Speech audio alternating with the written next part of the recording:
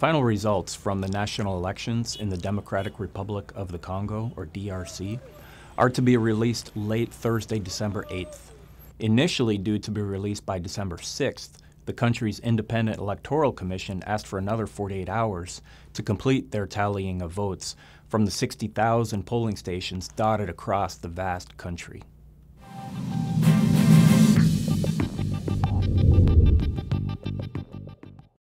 Results released so far show that with 89% of the vote counted, incumbent President Joseph Kabila has 48% of the vote, against 34% to his top opponent, Etienne Tshisekedi. Kabila is likely to withstand whatever direction the remaining tally goes, and will emerge in control of another 5-year term as president of the DR Congo. The likely loss to Tshisekedi will mean the end of a long-standing attempt by the 78-year-old Congolese opposition politician at becoming the country's president. Tshisekedi has served in various capacities, including 3 terms as prime minister, for all governments of the Congo going back to its independence from Belgium in 1960.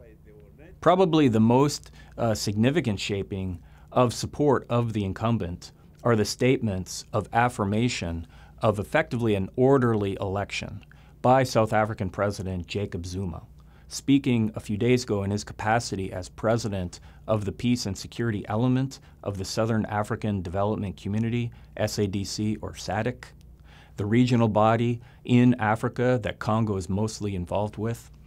Zuma and foreign diplomats stationed in the Congo have over the last few days held discreet discussions with Congo's top presidential candidates, likely to impress upon them to accept the vote outcome and not foment unrest, which Tshisekedi supporters, though not the opposition politician himself, have threatened to do.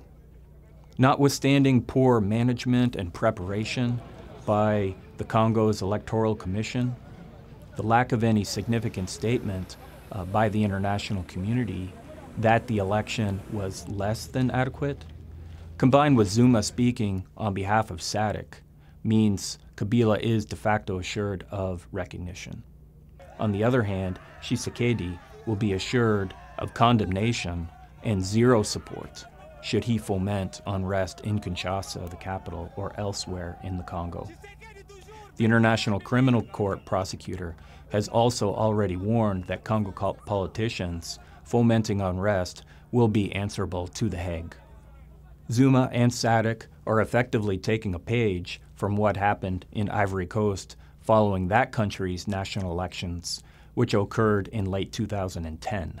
There, the international community, as well as the African regional body, ECOWAS, most closely involved in Ivorian affairs, quickly and steadfastly determined the election to be on track and that the results, whenever released, reflected genuine voter aspirations.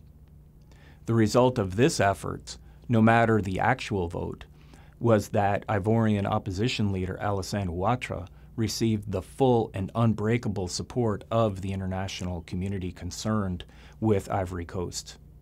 Then President Laurent Gbagbo was unable to put traction to any efforts on his part to demonstrate the voting environment was irregular or manipulated by the Ouattara camp.